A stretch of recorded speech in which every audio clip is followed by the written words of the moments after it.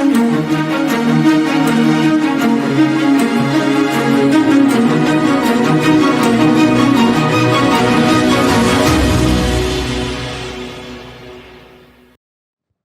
morgen alle sammen, og velkommen til Rett på sak. Mitt navn Espen Teigen, og nå kommer jeg til å gå over til engelsk, for vi har altså med oss selveste Tommy Robinson her I studio.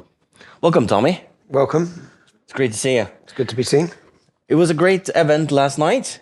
We had lots of people buying your book, Manifest, which you can get at Document Forlag. Documentforlag.no. You can order it, and lots of people came to see you, and it was...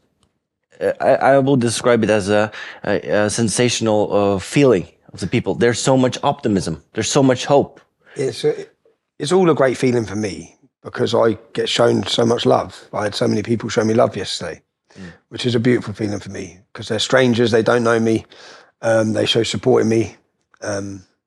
So it's a beautiful feeling for me to come to a country like Norway, to come to any different country and listen to people who have followed my story. For some of them, since 2009. Yeah. Some of them following since day dot. So, it's an enjoyable moment for me, especially enjoyable now that I know that the book's translated into Norwegian. It can reach a wider audience. I believe this book can be picked up in 10, 15, 20 years. People look back and say, he called every bit of it. And again, it's not just me. I get to come here and take the praise, but Peter McLaughlin wasn't here. Peter's my partner in the book. He's a very intelligent man, very educated man. It's a great book. It's a great read, and I recommend it to everyone. And also, it sort of explains a lot of the stuff. Lots of people are saying, why is it all the Western countries are going in the same direction? And it's planned, guys. It's not a mistake. There is no migrant crisis. Yeah? There's a planned migrant invasion. There's a planned mass migrant invasion of all the Western nations. We're being replaced. And also, I have to be a little bit of I have to be joyful of how Antifa tried to find us. Did they? Yeah, we were in a secret location last night, and Antifa tried to find us. Tried to they were desperate. I saw it in the comments of the Antifa group. They were like, "Where is he? Where is he? And why is there no?" And they should have tweeted me. I'd have told you I was. You even invited them to get a beer. So yeah, come along, have a beer with the lads.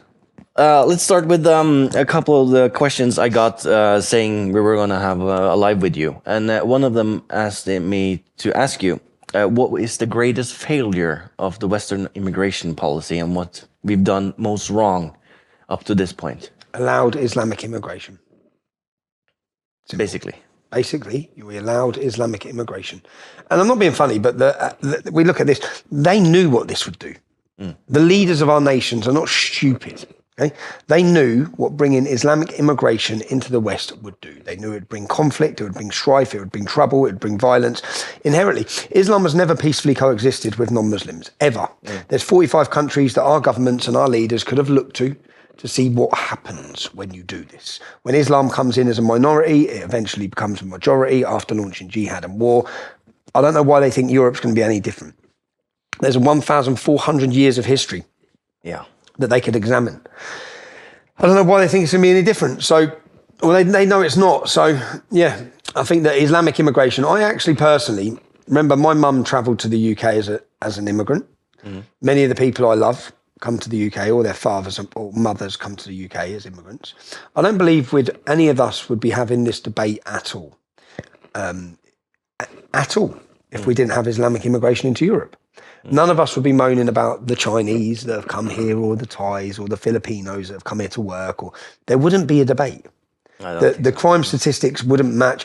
If you look at the crime statistics, it's the migrants that are coming from Islamic nations are through the roof. As I said, in the UK, in 2003, we had 8,800 rapes. In 2023, we had 88,000. That's insane. That is insane. Yeah. That runs parallel with open border mass Islamic immigration. Every day, just yesterday, more rapes coming forward. 2 Afghanis in a hotel, come on a dinghy, raped a 15-year-old girl. Another 4 Muslims, 2 of them again, come on dinghies, raped. This is just yesterday. In cases just yesterday. There was 3 cases just yesterday. It's like, so 88,000, if you take the trajectory of that from 8,800 to 88,000 in a 20-year period, then if we skip another 20-year period, and we don't address or deal with this problem, and we continue on the same path, that 88,000 will become 880,000. It's insane. Yeah, it's But it's like our government and our leaders see this is a willing sacrifice they're willing to pay. They're willing to pay this sacrifice so they can be politically correct, so they can be diverse, so that all cultures are equal, so they can sit there. Well, not really. It's not for that. It's so that they can keep power. Yeah, that's the. They don't really care about any of that. It's so that they can keep power. So they're importing mass block Islamic immigration that will continually vote for the left. Many of these Muslims coming into our country are quite happy to be reliant on the state. So the state can get larger. We want the state to get smaller. We're prosperous. We want to accelerate. We want to do better. We have ambition. Many of those coming in, many of them will be quite happy just to be reliant on the state. Taking in money, yeah. Just take 48% of Muslims in the UK are on benefits. 48%. If you look at just a few statistics from our nation, 40,000 Muslims are on a terror watch list. 40,000. And again, say we double the Muslim population, and that 40,000 becomes 80,000, doesn't it? It's just a numbers game. It's simply a numbers game. Espen, I looked, and this is what you all need to be looking at in Norway to learn from where we messed up here. But I looked, and before we went on live, we just spoke about the children in Oslo and the demographic of the school children. But I looked in 2013 in my hometown of Luton. Look, I was born in Luton, 30 miles north of London. When I was born in 1982, there was one mosque. There's now 45. Now, I looked in 2013 at the height of leading the English Defence League, and I looked because I was really worried about my town, and I have 3 children. And I looked at the projected growth forecast for the communities. Now, the Pakistani and the Bangladeshi community were going to increase by 70 to 77% by 2030. The white and black by 1.2 to 1.4. So when you look at that, and Labour, the party in control of my town, know that, you then understand why we are now irrelevant. Labour don't care about the working class or the white English working class in Luton because the future is not us. The future is Pakistanis, Bangladeshis. The future is the block vote. They need to keep them happy, not us. So then you understand it's just simple. It's like, well, that's why they're betraying us. They know that's the future. And it's what we've seen. How do we then win? Because that's a lot of people who are watching this are probably sympathetic and also know that we have to win this battle, because if we don't, we'll lose our countries, or the countries will become unrecognizable. Even here in Norway, which is a little bit behind. I'd say that if you look at how fast things have accelerated, I just look at, again, I can only talk about Great Britain. The talk of mass deportations 18 months ago, unthinkable. Now it's been screamed. Now many mainstream politicians are commenting that we need mass deportations. Remigration is going to become the word of the next couple of years. It's going to be the key word. I think so too. And we can all take how do I put it? That in the United States of America, the government, the most powerful government in the world, are watching and they're concerned. Europe has to remain European. That's what Donald Trump said yesterday. Now, what does that mean to each one of us, to you, sitting at home in Norway? It means that he agrees that we, or you, as Norwegians, cannot become a minority.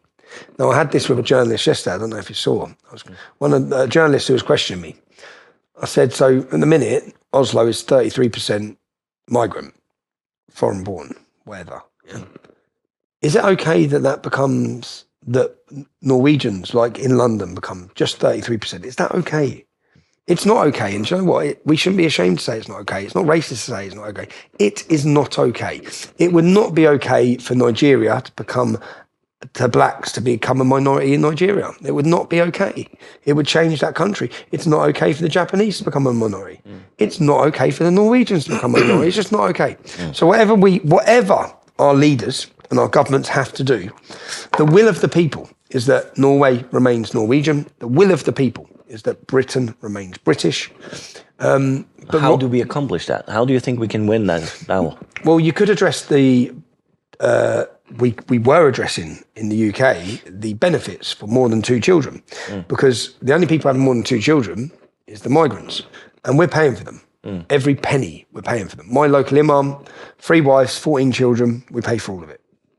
So we could end Islamic immigration. When we look at statistics or just crime statistics from nations, and we see the crime statistics and the outright outrageous crime statistics from Syria, Iraq, Afghanistan, Pakistan, and Somalia, then that alone should be, okay, we're not having any more people from those countries.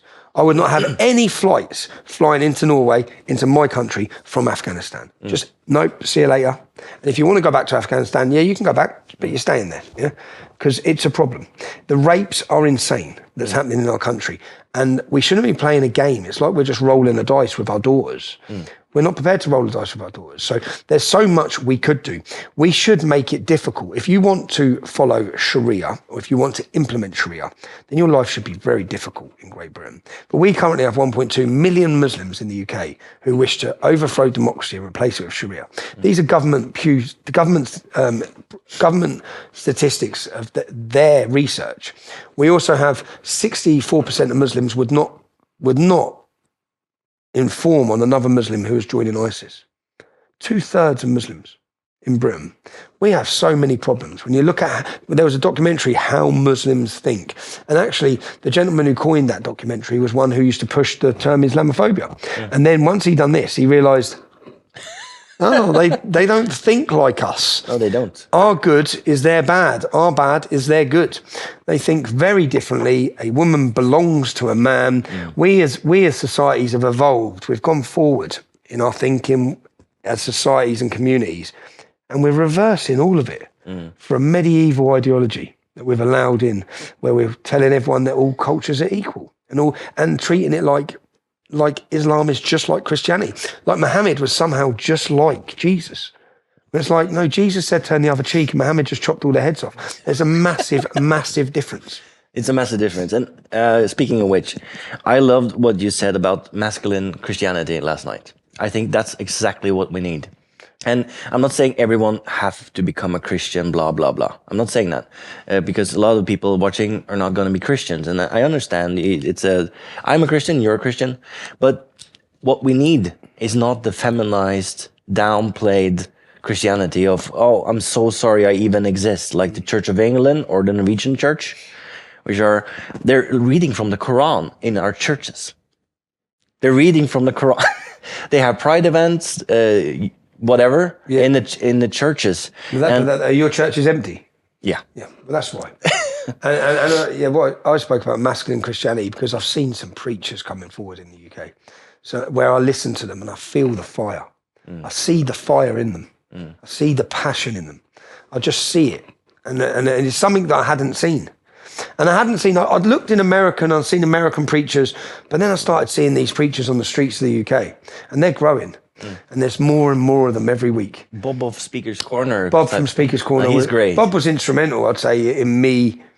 I looked at him and I felt something. When I watched him, I can only describe it as fire coming from him. The belief, but not just the belief, the unapologetic pride in his Christianity and what his Christianity is. And his Christianity isn't weak. His Christianity is Christianity that led the Crusades, that defeated Islamic Ottoman Empire, that won so many battles to survive. And he is unapologetic. And I saw that. And I think, as I said, men follow courage and they follow strength. And when Christianity has become so weak, and so, I'd say embarrassing, at the same time, that if that's what we're looking at Christianity as, but then as I've listened to these other speakers and started listening, I thought, right, I'm listening now. You've got my ears. You've got my ears. And then what we have to look at is what built society and what's broke down society. And I'd say if you look at countries like Poland, 2015, I went on a march there, 250,000 people. It's called a March for God. Yeah. They still have their identity. Now, when we've allowed Christianity to be sidelined, when we've deleted it from society, a void has been filled. What has it been replaced by? Well, LGBTQ plus, whatever the alphabetic mafia is now, but also Marxism, communism, these other ideologies, and Islam. And the boys on the other side are just completely disillusioned. Yeah. They're just playing games and watching porn, basically. That's it. And young men are searching. Yeah. I look. The statistics in the UK show this. Young men are now searching. They're finding church. They're finding Christian. That's they're great. Finding Christ. So I think that I think you're going to see something huge happening over the coming years in Great Britain, but across the West. Across the West, which it will be a revival of Christianity. And for us, if you've got a population who don't understand who they are or where they've come from, they're not going to fight for it. So as the education system weakens our belief, makes us embarrassed of our history, you've got an entire population who are, I can only describe it as lost. Lost. Now, if those people know who they are, they know where they've come from, they know what their forefathers sacrificed, they know why they sacrificed it, they know what sacrifices were made to get us to where we are. Like, people talk about free speech. It's never been free. People sacrifice their lives, they've bled, they've died, they've been tortured. All of these things have been sacrificed in order to preserve free speech. It's not free. So if people knew every second of who they are, they'll fight. Or they'll be willing, or they'll fight for their. And even you walk around our country now, and it's just litter, and it's a sense of pride, and people have lost their pride. It's filthy, basically. Yeah, because they've lost their pride. Because a community that had pride in who they are and had pride in their country would not allow that. We wouldn't have allowed rapes. We wouldn't allow grooming. We wouldn't allow any of that. I can guarantee you, if this shit started playing off in Poland, the men are coming out. The men are coming I wouldn't do that in Poland. No, I wouldn't do it in Poland, but why is that? Yeah, exactly. Because they still have their sense of identity, they still have their strong faith, they still have their community. They haven't had the attack that all of us, we need to understand as well, we've faced attack. There's been an attack on Christianity. An orchestrated, planned, well-funded, well-designed attack against Christianity. So when we look at that, and partly I think that's what drew me, after the Paris Olympics open ceremony, I was shocked, man. And then I went down my own rabbit hole, and then I saw, when you see in America, you'll see someone talk about Jesus Christ after an American football match. But then when they put it on the news, they cut the Jesus Christ out. And I've seen so many things thinking, why would they do that? Why are they doing that? Why are they doing that? Everyone else can have their faith. Every other faith can be celebrated, but Christianity seems to be under attack. And that drew me closer to it. And I think that, I think something huge is happening. I don't claim to be knowledgeable on everything. I like to know everything. And I don't know everything about Christianity, about Jesus. I like to know everything. So I don't think anyone that knows everything about them. No. But in Norway, we saw recently a mosque called the Rabita Mosque. Mosque what? Rabita. Yeah, it's part of the Muslim Brotherhood, or they're. And they're not banned in Norway either. No, and they had they had a meeting. Our prime minister's been to the mosque too, and they had a meeting with the church in the mosque, and they're being funded. They're planning a new large mosque here in Oslo. They're building a new huge mosque in Bergen, which is the second largest city. So what do we do to prevent, especially the Muslim Brotherhood, but also because we have leaders now who have said that they're the moderate part of Islam? Seriously. Said that what? That the Muslim Brotherhood is the moderate part of Islam. We have leaders sitting in parliament now. Do you know where this is? So just because the Muslim Brotherhood don't want to plant bombs, just because they're not planting bombs, they have exactly the same end goal as ISIS, who are planting bombs or beheading people. They have the same end goal. It's a caliphate. So we've had to step in the right direction from Donald Trump on the Muslim Brotherhood. How the Muslim Brotherhood are allowed to operate in our countries is insane. They are working tirelessly to replace our democracies.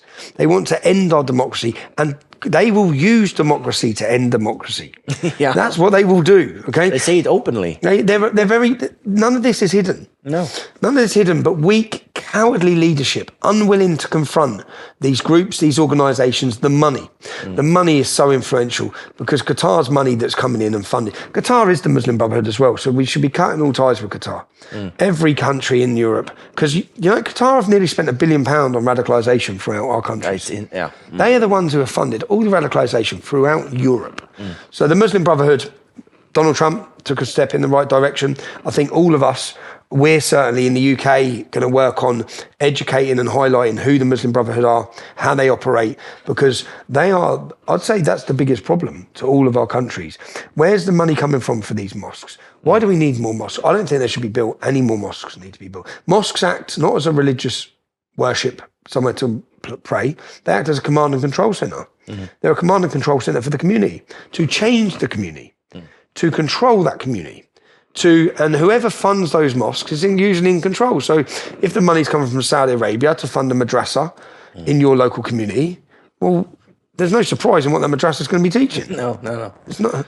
and part of it is their Christmas is sort of a controversial topic too, because Christmas is controversial. Yeah. What is going on in Western civilization? It's completely screwed up. And I wanted to talk about the event you're planning now, where you're taking back Christmas, which is really cool. It's cool. It's do you know, we all moan. Everyone in the UK says Britain's a Christian, England's a Christian nation, but none of us participate at all. I haven't over the years. None of us give any importance to the holy days in the Christian calendar. Even like the Easter parade. There's no Easter parade anymore. Well, that needs to change. We need to focus on the dates that are important. And I'd say this to people who don't believe in Jesus. We need to understand our culture, what built our nations, what gave us the Western civilization, the best civilization in the world, the best culture in the world. What made us that country? What made us Great Britain? Not just Britain, what made us Great Britain? It's Christianity. It's Christianity. And I was surprised. I hadn't read the Bible, but when I was in prison most recently, I'd done Bible studies once a week, where the pastor would come and have it. Was a good pastor? He was a great pastor. Oh, cool. He wasn't weak. And his church was full in prison. And he was fighting his... And I asked him, he said, and this is... So you hear Muslims say that if you slap Jesus, or you took his jumper, he'd then say, do you want my trousers as well? Yeah. That's what I hear Muslims describe Jesus as. And I said to this pastor, the same as what I've said to another on Colin Dye, when he come to my cell, I said, can I ask you something about Christianity? I said, about resistance and strength. I said, when Jesus said turn the other cheek, what did he mean? And he said, well, he meant, and he said the same as what this other gentleman, Colin Dye, had said. He meant hit me properly. Yeah.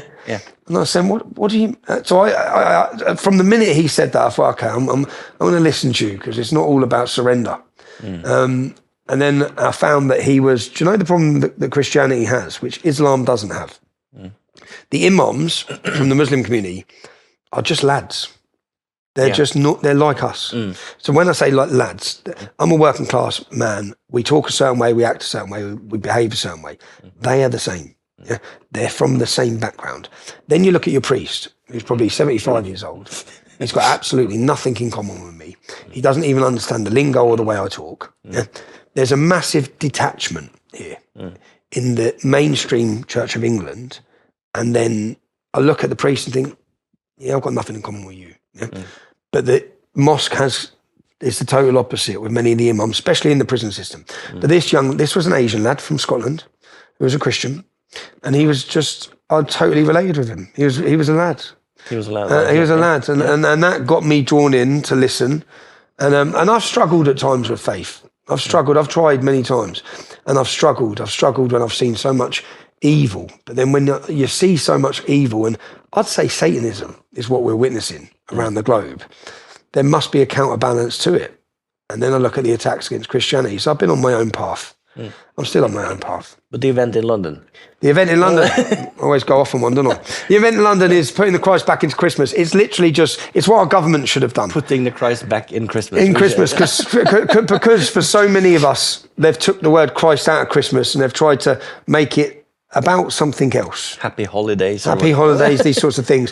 So literally this is and you know what? We've got pastors, priests, vicars, queuing up now to speak to our audiences at our events. That is unthinkable.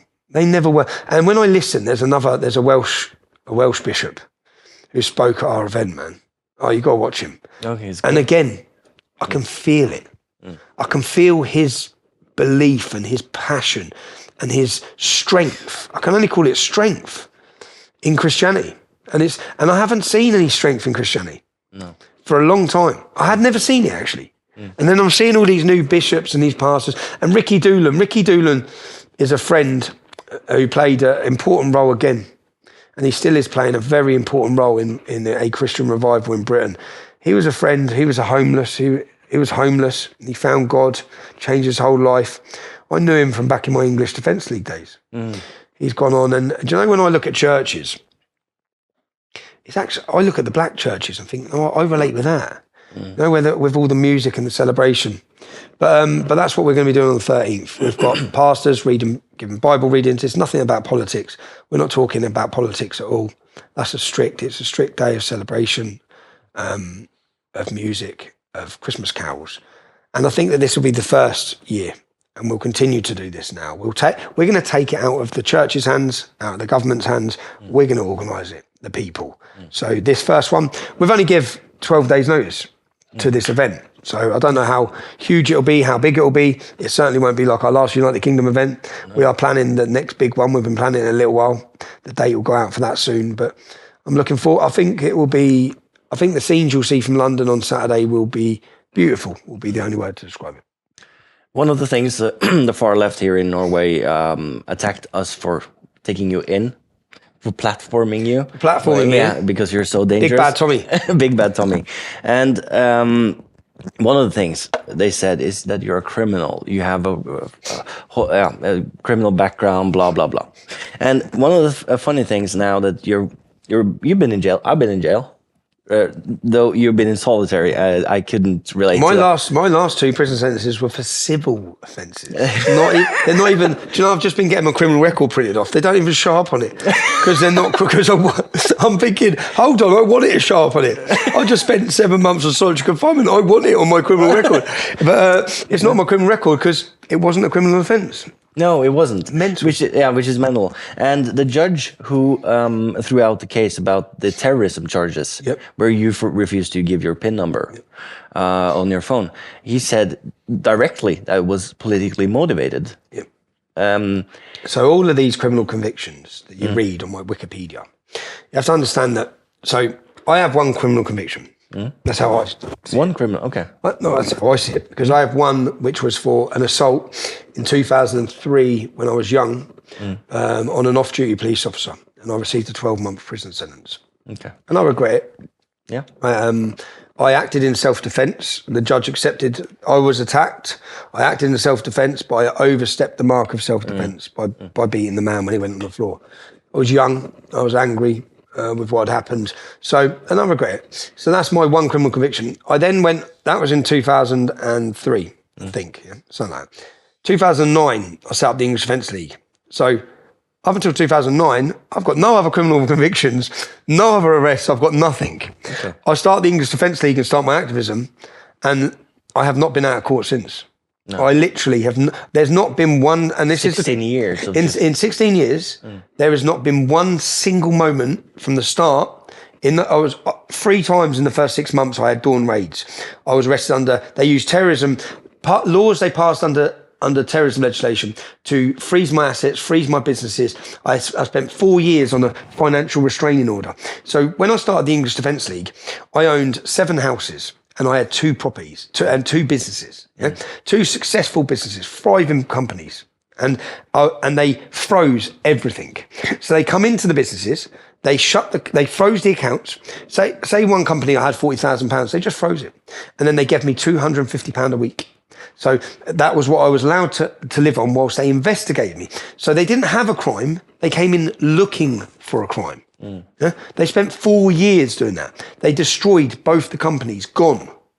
So this was how I was targeted from the start. And in a 16-year period, there's not been one single moment where I haven't faced prosecution. So even now, I've got a court case in October 2026. I faced 10 years. I faced 10 years at that case. What they've tried me for carries a 10-year prison sentence. What are they trying for you for now? So, you know when the riots kicked off in Southport? Yeah. Nothing to do with me. I was with my family on holiday. I was in a hotel, and they sent the Daily Mail the next day, they had a picture of me on a sunbed, and they said, stoking riots from his sunbed. Yeah? Instigating riots or something like that from his sunbed. They've deleted all these articles now, but they put me. You weren't stoking riots. Mate, all of the videos from me were calling for calm, telling people to stop rioting. Yeah? I saw it with my own eyes. Everything so I didn't stoke any riots. Southport was when Axel Rudikabana murdered 3 children. Yeah. But then they run this headline, and do you know what? They celebrated it. They gave themselves an award, because I've got this all from my court case because they're trying me. They celebrated it, and they said that the image of of the riots in Southport, the image of the riots that summer was me on my sunbed. Not Axel Rudikabana, the boy so this is what the Daily Mail, on behalf of the British government, 100%, because the minute the riots started, they started blaming the English Defence League. Well, I saw that, which was very strange. Well, I knew at that point, well, there is no English Defence League. There hasn't been for a decade. So on the first night of the riots, if the police are mentioned in a statement, the English Defence League, they're going to land this on my lap. This is the intention. Now, to land it on my lap, they sent journalists and they photographed me on my sunbed. But what they did is they gave the location of where I was on holiday. Yeah. And they took pictures of my family and put them in the paper. Yeah? They put innocent people in the paper. Yeah? Now, when they've done that, the next day... The British media, by the way, is fierce. The Daily Mail. 10 million views it has. 10 million views. Yeah? That's insane. Yeah. Now, from that newspaper article, a Somalian done a video of a gun saying he's going to kill me. He was arrested. Another Muslim done a video saying he's going to target my family. He was arrested. My mum and dad, the police knocked on my mum and dad's door and said, you need to leave your home. There's immediate threats to your family. So I had to fly my mum and dad. So I've gone from this holiday, the owner of the hotel come to the hotel and said, can you just stay in the room, please? There's 5 other groups have now turned up at this hotel looking for you. Yeah. Other men with cameras, other men are asking, where's Tommy Robinson? So I'm there. My children are still in the hotel. I was with 4 families. We'd saved for a year. Now, the year before, when I was meant to have a family break, I ended up in Belmarsh. The year before, that, when I went landed, Belmarsh is a prison. A prison. When I landed in Cancun with my family for a holiday, I landed and I went, I need this holiday, because I was just needing the time with my family and a break. And they detained me in Cancun, put me in a detention centre and deported me. Said I was a threat to national security. You've got the cartels, guys. Yeah? I'm 5'6" and I'll talk a bit of politics. Come on. But I was deported from there. So then this holiday, I'd saved for a year with 3 or 4 other families. We'd all gone on this holiday, and on day 1, they'd done this. Yeah. So the owner of the hotel said, we can't have you here. It's a danger for everyone. And I understood that, so I had to leave. But I said to my kids, because that they could stay, so the other families could stay, I had to leave the holiday. So then when they'd done that, I thought, well, you could have run the article. And do you know what? When the Daily Mail run pictures of the refugees coming into our country, they blur their faces. So why didn't you blur the innocent people with me? You could have run the story about me. Yeah, sure. You could have lied if you wanted to lie about me. You didn't have to give the location. You purposely gave the location to put a target on my back. You purposely endangered my family. You purposely put images of my family. So what I did is I DM'd the journalists. There was 3 of them involved, the head of the Daily Mail and the 2 journalists. And I said, I'm now doing a news article on you. Yeah. I'm going to question you. So I sent surveillance teams, exactly what they'd done to me. And by the next day, I got pictures of them all coming out of their houses. Yeah. So I had photographs of them all coming out of their houses with their families. So what I did is I published a picture, but I totally took their family out. Okay. And in the post, I said to them, I don't believe it's right what you've done to me. I'm not going to do it to you. You obviously know I know where you live now, yeah? Because I've got I've photographed you. You know I've took pictures of your family because I've took them out, and you know that, yeah? I'm letting you know I'm never going to publish these pictures of your family, and I'm never going to reveal your addresses. But you will have to answer questions on camera. I am coming to find you when I get back, yeah? So that's it. And I made it very clear, I'm coming to find you with a camera to ask you questions. For that, I've been charged with causing fear of life. Now, there's no evidence that says I did not threaten them at all. In fact, I just turned a mirror on them. What they'd done to me, I said, well, let's see how you like it. Yeah. And this is where what we have to all understand, and what the viewers have to understand, is the mainstream media are a weapon of the totalitarian state.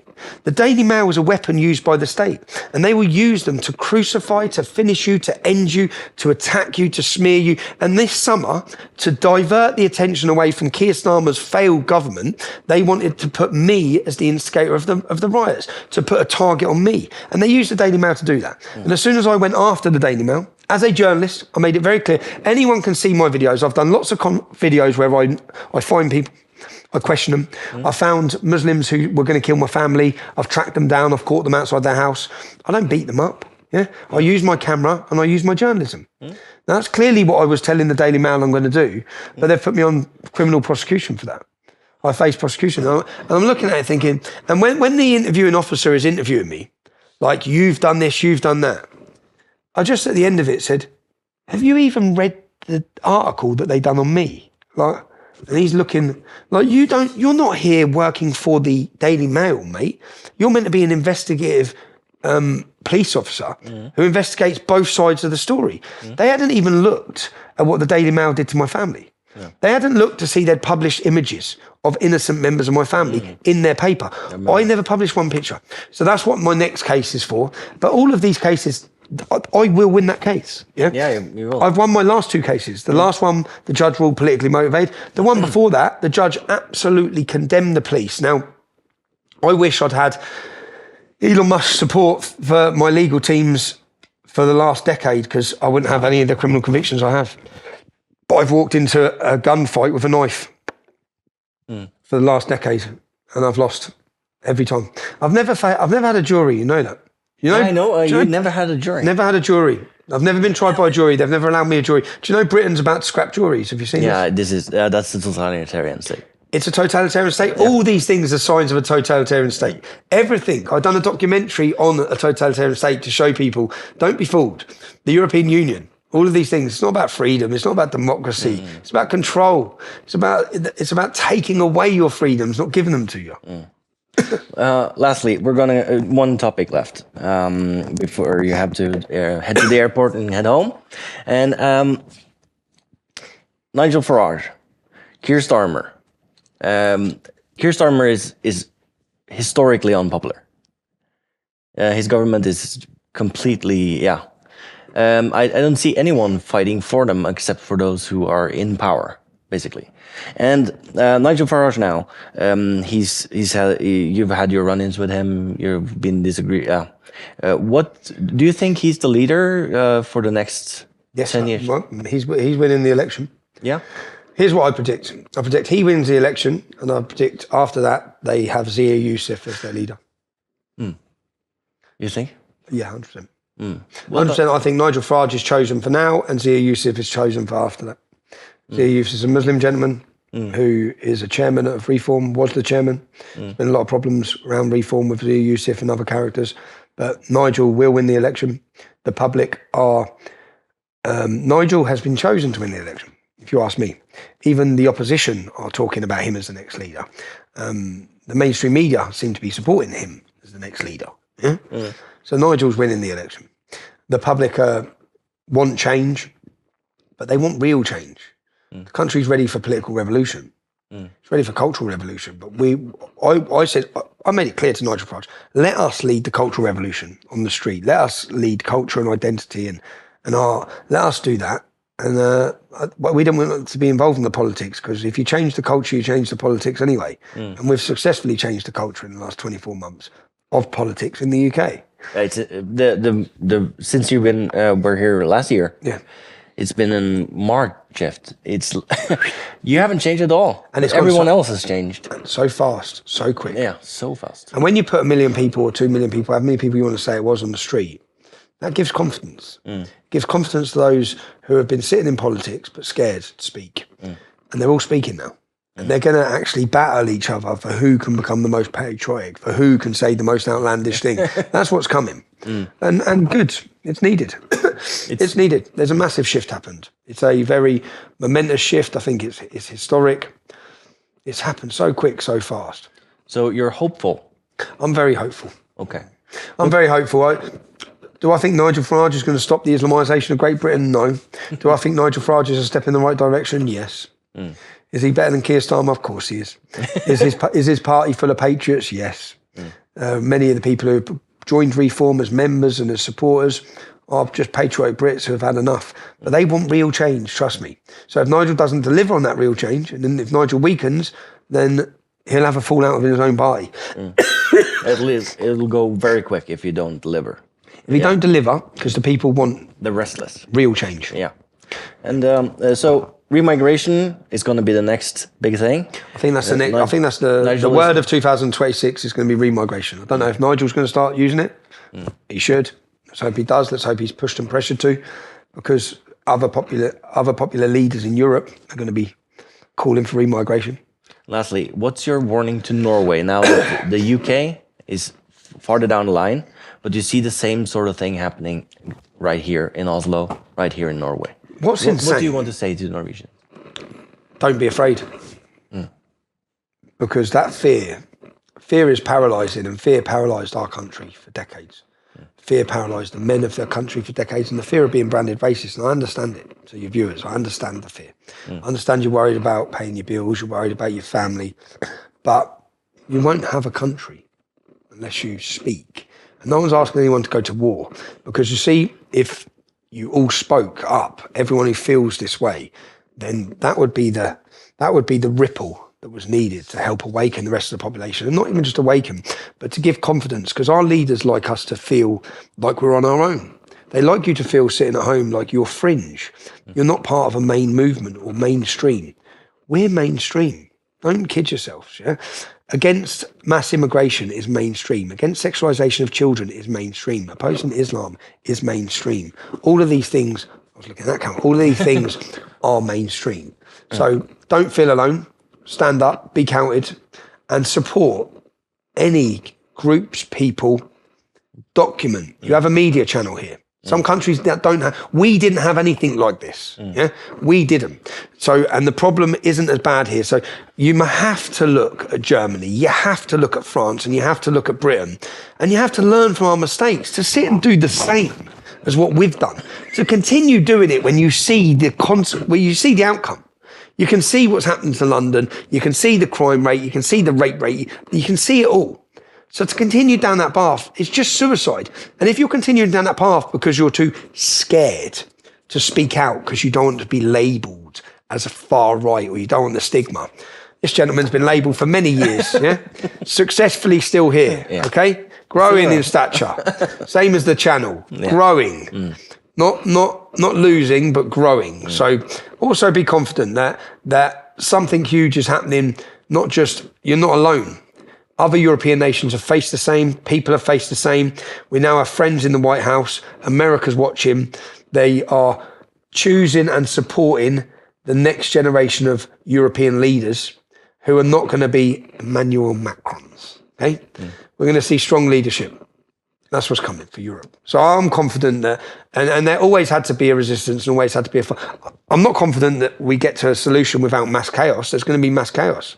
Sure. Because when you try and implement the law against any Islamic community, when a government gets in, you see what Donald Trump's doing in America, 2 million people have left or been deported. When you try that in France or Britain or Germany, you watch. Yeah. They're going to burn those countries. Muslims will burn those countries. America has no idea what they've allowed with the recent open border immigration of Muslims. It's a whole different kettle of fish. So yeah, I'll just say be confident and be optimistic like we are, and make your plans to be in London, okay? London's chosen as the battleground. A date's going out next week for Unite the Kingdom rally. Our next one is called Unite the Kingdom, Unite the West. This isn't a British problem, okay? It's not a Norwegian problem. It's a Western civilization problem. It is. We need to stand up. We have to be there. And thank you so much, Tommy. Thank you. And Buy the book. Buy the book. Go to dokumentforlag.no and buy the book. It's a great read and it's a great Christmas gift. So thank you so much, Tommy. Thank you very much. Takk alle sammen. Thank you, Norway.